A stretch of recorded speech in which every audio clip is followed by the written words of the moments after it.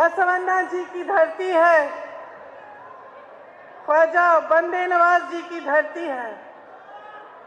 यहाँ आपने बड़े संतों की सीख आपने निभाई, मिलजुल कर प्रेम से आप सब रहते हैं।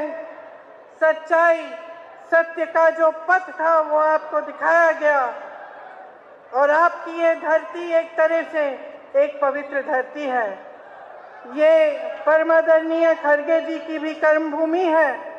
वो संघर्ष के प्रतीक हैं, सत्य के प्रतीक हैं और जैसे मैंने कहा हम सब के लिए उस राजनीति के मिसाल हैं जो राजनीति सच्चाई की राजनीति है, श्रद्धा की राजनीति है और एक समर्पित राजनीति है।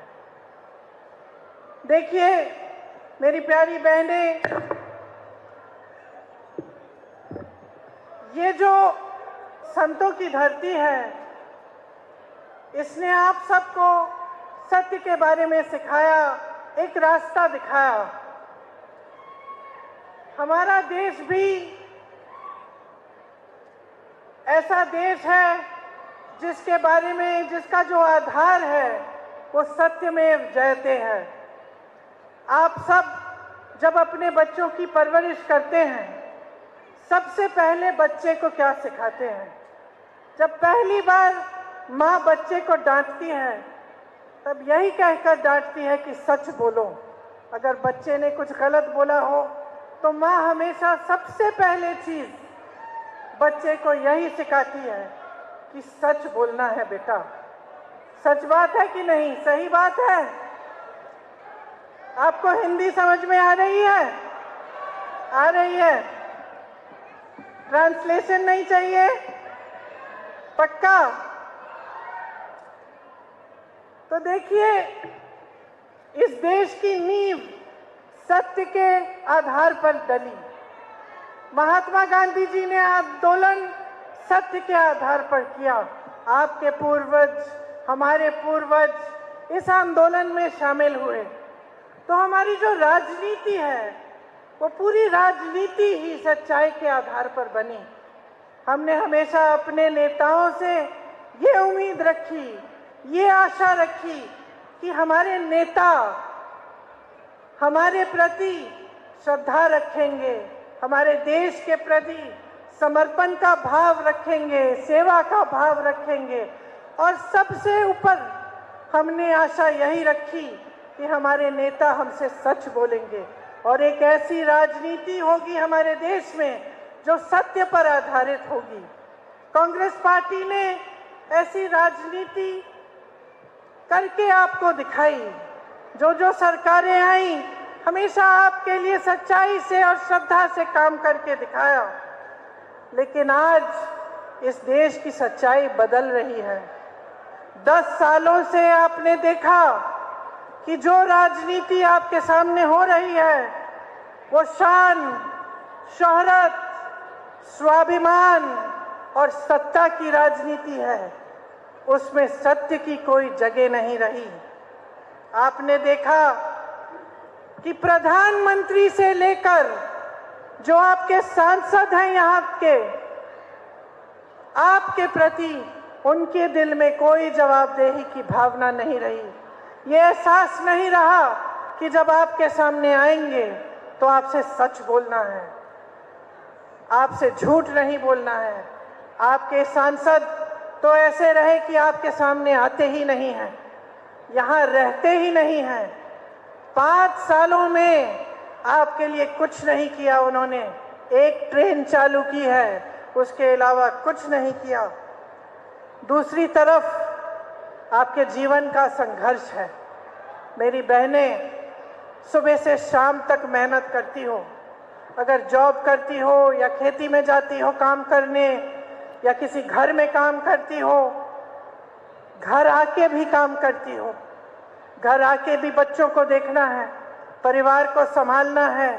सबने खाना खाया, सब अच्छे से सो गए हैं, तभी जाकर आप सोती हो। पूरे समाज का बोझ उठाती हो। लेकिन आपकी इस सरकार में कोई सुनवाई नहीं है। यहाँ पे आपको पीने का पानी तक नहीं मिलता, उसकी इतनी किल्लत है, फिर भी आपके सांसद ने केंद्र में सरकार होते हुए नारे लगाए, आपको बताया कि हर नल में जल आएगा, लेकिन आपके पास अभी तक पीने का पानी नहीं आया। देश में आज भयानक बेरोजगारी है, 45 सालों में सबसे ज्यादा बेरोजगारी आज है। आपने मेहनत करके भाइयों अपने बच्चों को पढ़ाया लिखाया, किसी ने पीएचडी की, किसी ने एमएससी की, किसी ने बीए की, किसी को नौकरी नहीं मिली, किसी को रोजगार नहीं मिला।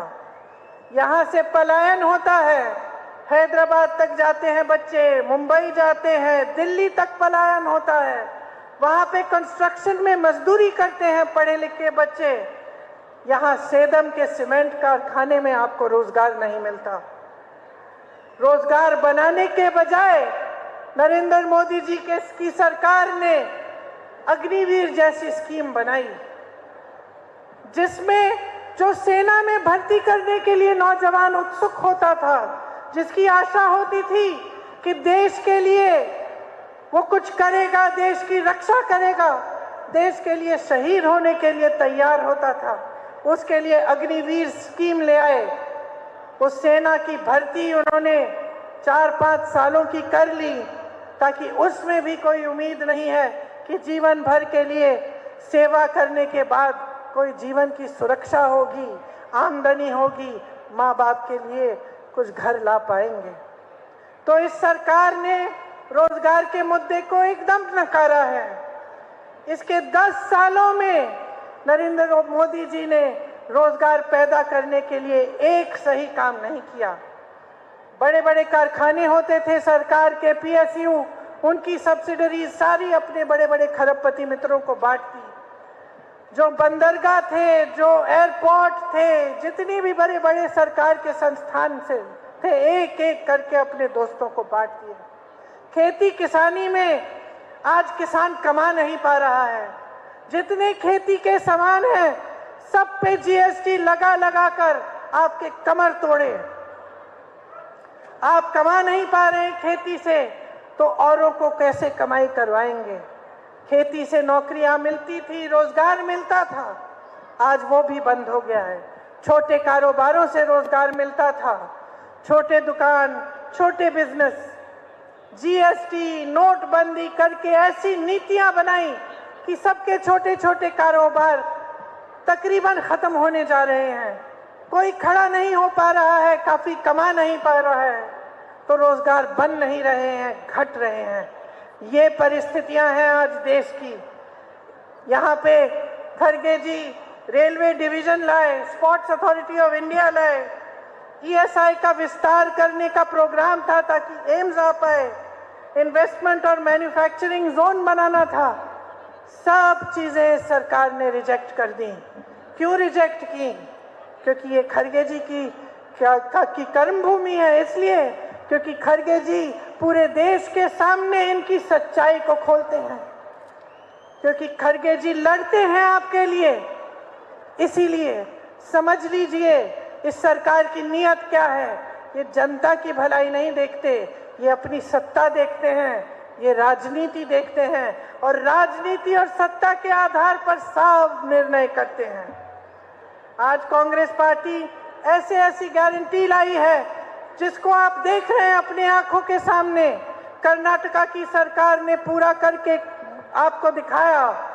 कई सारी महिलाओं को हर महीने 2000 रुपए की सरकार दे रही है, और ये काम शुरू हो गया है।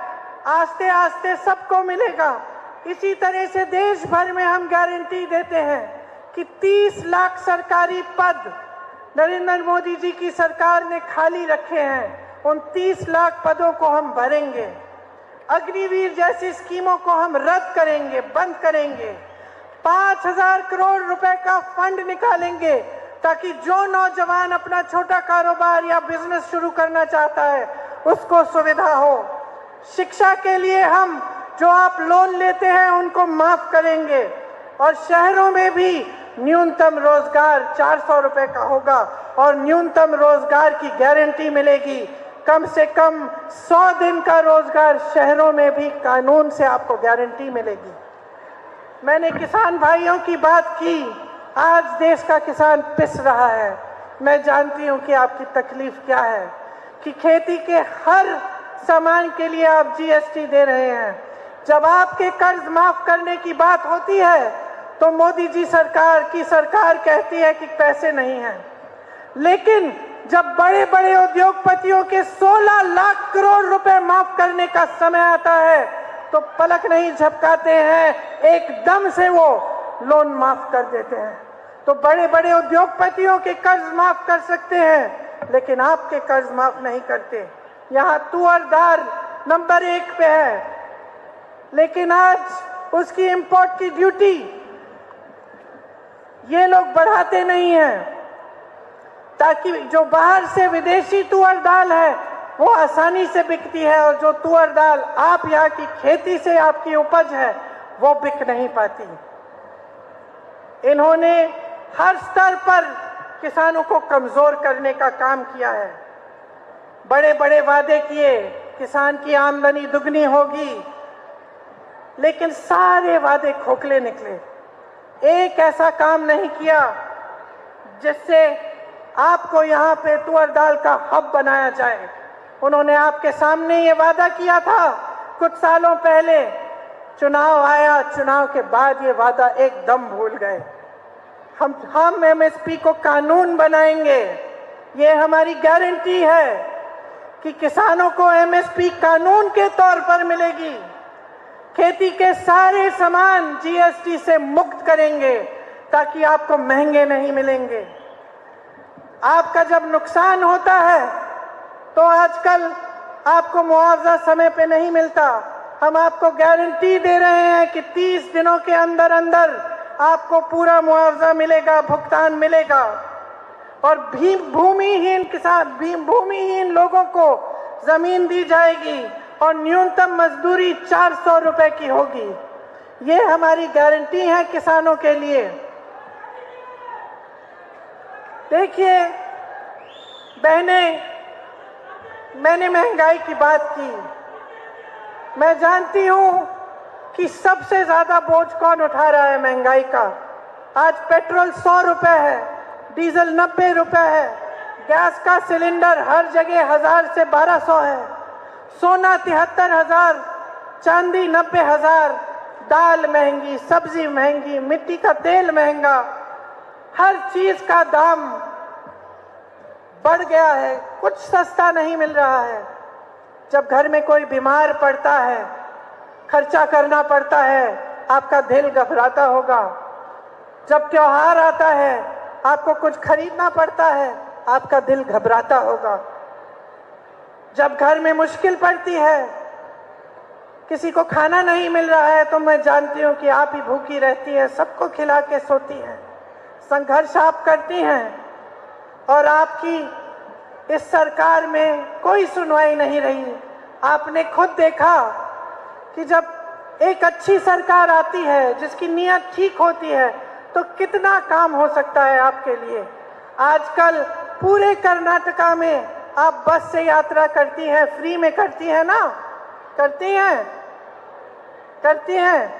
अच्छा लग रहा है आपको ये? तो देखिए, जब सरकार की नीयत ठीक होती है तो ऐसी स्कीम्स लाते हैं जिससे आपकी मदद होती है। जो नरेंद्र मोदी जी की सरकार है वो गरीबों की सरकार नहीं है, वो आम आदमी की सरकार नहीं है, वो मिडिल क्लास के लिए कुछ नहीं कर रही है, वो सिर्फ बड़े बड़े खरबपतियों के लिए है। देश का लोहा, देश का कोयला, देश की बिजली, देश की सड़कें सारी इनको सौंप दी हैं।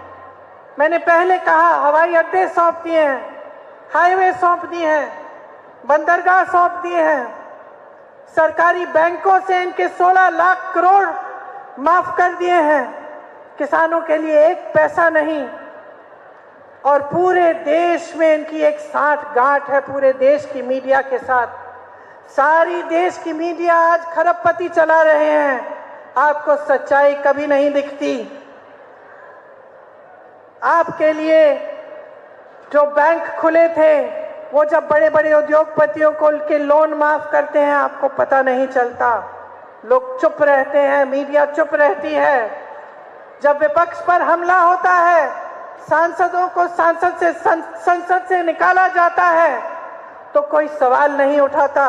मीडिया कहती है कि सिर्फ मोदी जी ऐसा कर सकते हैं। जब दो चीफ मिनिस्टर को गिरफ्तार किया जाता है, जेल में डाला जाता है, तो सारी मीडिया चुप रहती है। जब मोदी जी स्कीम निकालते हैं कि इलेक्टोरल बॉन्ड से जो उनको चंदा दे रहा है उसका नाम गुप्त रहना चाहिए, तब कोई सवाल नहीं उठाता। जब मोदी जी कहते हैं कि कोई भ्रष्ट है और उस नेता के खिलाफ इल्जाम लगाते हैं और फिर वही नेता उनकी पार्टी में चला जाता है, तो कोई कुछ सवाल नहीं उठाता। सब वाह वाह करते हैं, सब कहते हैं कि बड़ा मास्टर स्ट्रोक है मोदी जी का। रेवंत जी ने आपसे कहा कि दिल्ली पुलिस इनके यहाँ पहुंच रही है, तेलंगाना में। मीडिया कोई सवाल नहीं उठाता कि चुनाव के समय जो विपक्ष के बड़े बड़े नेता इनके खिलाफ लड़ रहे हैं, उन पर ये सब क्यों हो रहा है। जब चंदा की लिस्ट निकलती है भाजपा की कि किसने चंदा दिया और पता चलता है कि जिस पर छापा मारा था उसने चंदा दिया, उसके बाद छापे बंद। पता चलता है जिस पर भ्रष्टाचार का केस लगाया वो चंदा देता है तो भ्रष्टाचार का केस खत्म हो जाता है। जब सच्चाई बाहर आती है तो देश का मीडिया आपको दिखाता नहीं है। और आज इतनी गंभीर परिस्थितियां बन गई हैं हमारे देश की। सबसे अमीर पार्टी आज भाजपा है, सबसे ज्यादा सत्ता है इनके पास, सबसे अहंकारी प्रधानमंत्री हैं। इसीलिए आपने सब जगह सुना होगा कि इनके नेता कह रहे हैं कि संविधान को बदल डालेंगे। इनके नेता कह रहे हैं कि अगर इनको 400 सीटें मिलेंगी इस चुनाव में तो ये संविधान को बदल डालेंगे। तो मैं आपसे पूछना चाहती हूँ कि ये संविधान क्या है, इससे आपका क्या मतलब है। आप समझ रहे हैं, इसको गहराई से समझिए। इस संविधान से आपको अधिकार मिलते हैं मेरे भाइयों, इस संविधान से आपको आरक्षण मिलते हैं। इस संविधान से इस देश में यह तय किया था हमारे पूर्वजों ने कि चाहे वो किसान हो, चाहे एक गरीब हो, एक छोटे से गांव में, चाहे एक छोटे से शहर में कोई रहता हो, या इस देश का प्रधानमंत्री हो, सबको समान अधिकार मिलेगा, सबको वोट मिलेगा। तो ये जब संविधान को बदलने की बात करते हैं तो ये लोकतंत्र को कमजोर करने की बात करते हैं। कोली समाज के लिए जब हमारी सरकार ने इनको एक पत्र भेजा कि आरक्षण होना चाहिए, तो मोदी जी की सरकार ने मना कर दिया, उसको रिजेक्ट कर दिया। आपको समझना पड़ेगा कि ये सब बातें आपके सामने नहीं आ रही हैं। चुनाव के समय मोदी जी इस देश के प्रधानमंत्री आकर आपको सिर्फ इधर उधर की बातें बताते हैं। आजकल तो बहुत बहकी बातें करने लगे हैं। चाहते हैं कि हर चुनाव को हिंदू मुसलमान पे लड़ा जाए। 10 सालों से इनका राज रहा है, एक काम करके नहीं दिखाया, इसलिए इनकी हिम्मत नहीं है कि आपके सामने जब चुनाव के समय आए तो अपने काम की बात करें, आपको बताएं कि इन्होंने कितने रोजगार दिए, इन्होंने कितने लोगों को शिक्षा दिलवाई, कितने संस्थान खोले। आजकल मेरी बहनों की बातें करते हैं, आपके मंगलसूत्र की बातें करते हैं, आपके गहनों की बातें करते हैं। मैं इनसे पूछना चाहती हूं कि ये कहां थे जब हमारे ओलंपिक मेडलिस्ट के साथ अत्याचार हुआ? कहां थे ये लोग? जब हाथरस और उन्नाव में महिलाओं के साथ बलात्कार हुआ और उन महिलाओं को जला दिया गया, तो मोदी जी ने किसके पक्ष में बोले? क्या महिलाओं के पक्ष में बोले? क्या मोदी जी की सरकार ने उन अपराधियों की रक्षा की? मैं उनसे पूछना चाहती हूं कि आज कर्नाटका में एक बहुत बड़ी बात निकली है कि उनके साथ जो मंच पे खड़े थे, जिनके लिए मोदी जी ने वोट मांगा, उन्होंने हजारों महिलाओं के साथ दुष्कर्म किया, हजारों महिलाओं के साथ। मैं पूछना चाहती हूं मोदी जी क्या कहते हैं इसके बारे में, क्या कहते हैं हमारे प्रधानमंत्री इसके बारे में, हमारे गृह मंत्री क्या कहते हैं इसके बारे में। कुछ समय पहले 3 दिनों के लिए मैं अपनी बेटी से मिलने गई। प्रधानमंत्री जी, गृह मंत्री जी बोलने लगे कि प्रियंका गांधी विदेश में गई है। जहां मैं जाती हूं इनको पता चल जाता है, जहां विपक्ष के नेता जाते हैं इनको पता चल जाता है, लेकिन इस तरह का अपराधी, इस तरह का राक्षस इस देश को छोड़ के चले जाता है और इनको पता नहीं चलता। हम कैसे यकीन कर सकते हैं इस बात पर। सब चीज, हर जानकारी इनके पास जाती है। सब नेताओं पे ये ध्यान रखते हैं कौन कहां जा रहा है, क्या कर रहा है। और इतना बड़ा अपराध करके इनके नाक के सामने कोई देश से भाग गया और ये कुछ नहीं कह रहे हैं। देखिए बहनें, इनसे जवाबदेही मांगिए, इनसे जवाबदेही मांगिए, इनसे सवाल उठाइए। इनकी हिम्मत नहीं होनी चाहिए, मोदी जी की हिम्मत नहीं होनी चाहिए कि किसी के मंगलसूत्र के बारे में बात करें जब तक ये अपराधी वापस नहीं आएगा।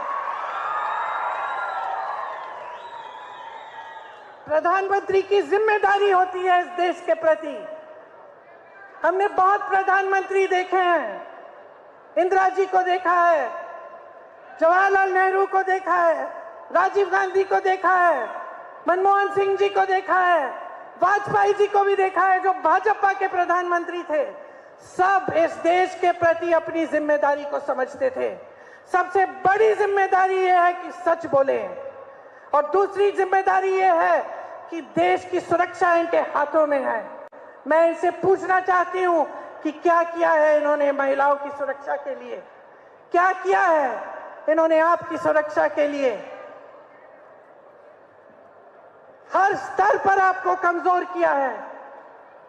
सिर्फ यही रट लगा रखी है कि 70 सालों में क्या हुआ, 70 सालों में क्या हुआ। मैं इनको बताना चाहती हूं प्रधानमंत्री जी, अब ये 70 सालों की रट नहीं चलेगी। 10 सालों से आपकी सरकार है, आप बताओ आपने कितने विश्वविद्यालय खोले। कांग्रेस ने आईआईटी खोली, आईआईएम खोली, एम्स बनाए, इसरो, डीआरडीओ, नाम लीजिए कांग्रेस ने बनाया। नरेंद्र मोदी जी ने 10 सालों में क्या बनाया, आकर मंच पर आपको बताएं। कांग्रेस ने पूरा प्राइवेट सेक्टर, पूरा पब्लिक सेक्टर मजबूत किया जिससे आपको रोजगार मिले। ये बताएं कितने रोजगार दिए हैं, बताएं।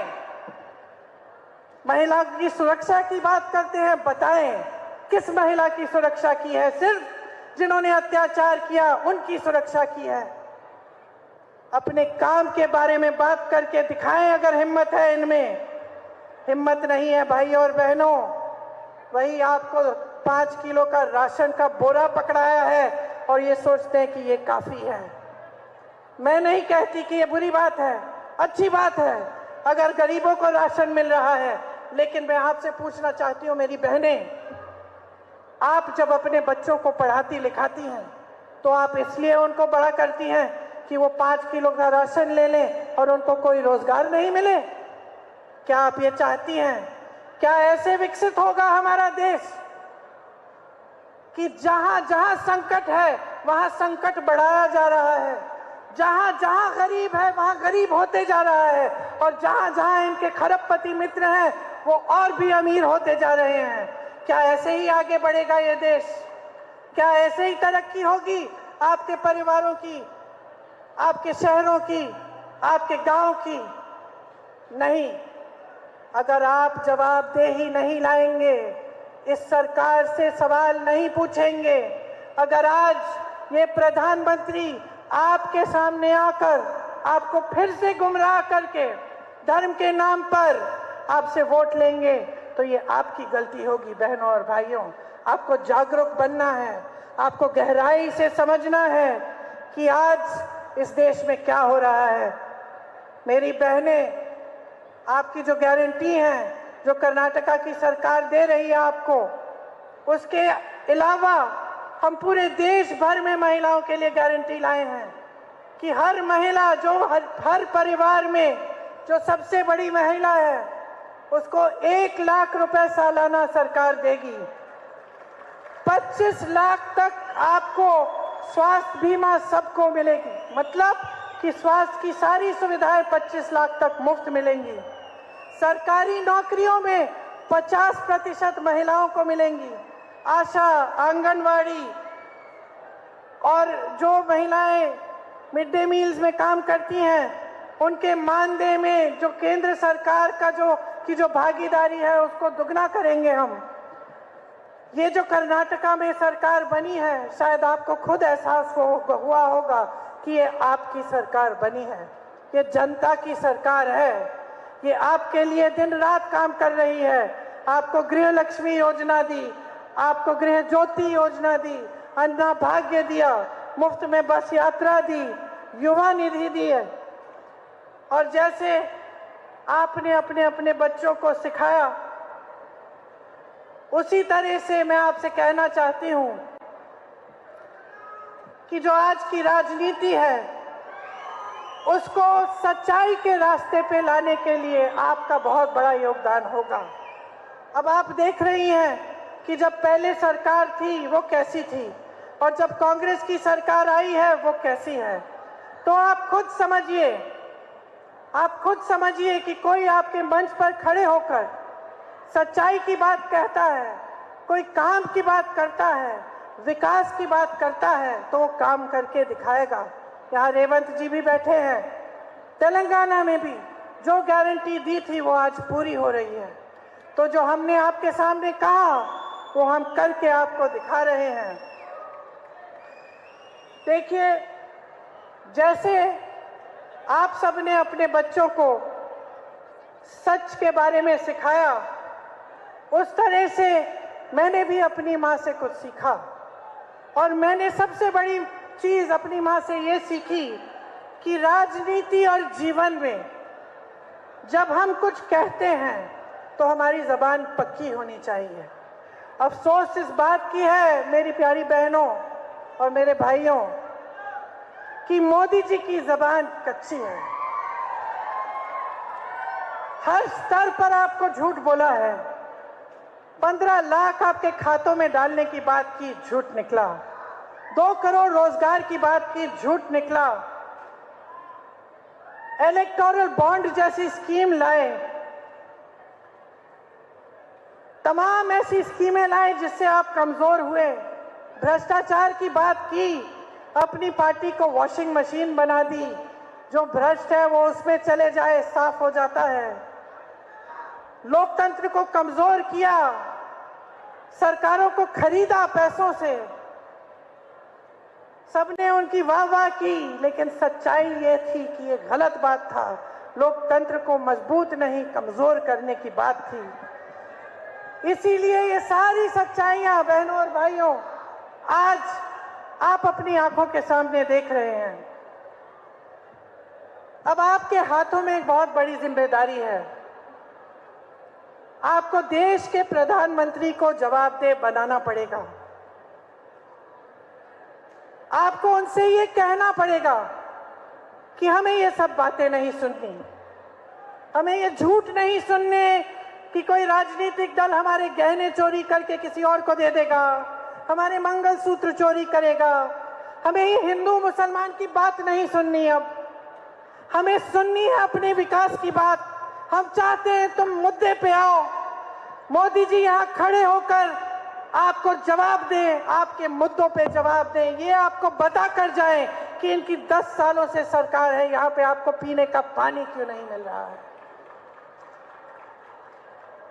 देखिए, आप थकी हुई हैं, काफी समय से यहाँ इंतजार कर रही हैं, सबके भाषण सुने। मैं ज्यादा लंबी बात नहीं करना चाहती।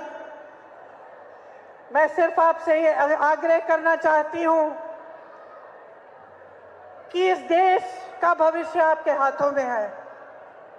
आप अपने बच्चों का देखभाल करती हो, बच्चों को बड़ा करती हो, उनका भविष्य बनाना चाहती हो। वही इस देश की नई पीढ़ी है। इसी तरह से मेरे किसान भाई मेहनत करते हैं, इस देश की धरती को सींचते हैं अपने पसीने से। आप ही इस पूरे देश के अन्नदाता हैं, इस देश को खिलाते हैं, ये देश आपका है। आज लोकतंत्र को कमजोर करने की बात है, संविधान को कमजोर करने की बात है, आरक्षण को कमजोर करने की बात है। आपके लिए रोजगार नहीं है, महंगाई बढ़ती चली जा रही है, तो इस परिस्थिति को बदलने की चाबी आपके हाथों में है। आपका ये जो कीमती वोट है, इसको आप व्यर्थ मत करो। सोच समझ के ये वोट दो, विवेक से ये वोट दो, अपनी सच्चाई देखो। जो आपको बताया जा रहा है वो सच नहीं है, जो आप टीवी में देख रहे हैं वो सच नहीं है। सच्चाई आपका जीवन है, सच्चाई यही है, आपका संघर्ष है। और मोदी जी सत्ता से इतने घिर चुके हैं, इतने अहंकारी बन गए हैं कि उनके आसपास के लोग उनको बता भी नहीं पा रहे हैं, उनको पता भी नहीं है कि आप कितना संघर्ष कर रहे हैं। ये एहसास उनको हो ही नहीं सकता। जिसका परिवार होता है, जो गरीबी में रहता है, जो संघर्ष करता है, जो खेती करता है, जो मजदूर है, उसका संघर्ष मोदी जी समझ नहीं पा रहे हैं। तो समझाने का एक ही तरीका है, चुनाव के दिन आप अपने वोट को समझदारी से इस्तेमाल कीजिए, इस सरकार को निकाल फेंकिए और एक ऐसी सरकार लाइए जो आपके प्रति जवाबदेह हो, जो आपके लिए काम करके दिखाइए। ऐसे नेताओं को आगे बढ़ाइए, जैसे आपके सामने खड़गे जी बैठे हैं, 50 सालों से आपकी सेवा की है, परिवार में कितने संघर्ष देखे हैं, कितना दुख देखा है, लेकिन सेवा का रास्ता नहीं छोड़ा, सच्चाई का रास्ता नहीं छोड़ा, आपके लिए संघर्ष करते रहे। और हम सब उनसे प्रेरणा लेते हैं और हम सब आपकी सेवा में समर्पित हैं। आपसे यही आग्रह है कि अपना वोट व्यर्थ मत कीजिए, भारी बहुमत से कांग्रेस को फिर से जिताइए और अपना भविष्य अपने हाथों में लीजिए। धन्यवाद। जय हिंद।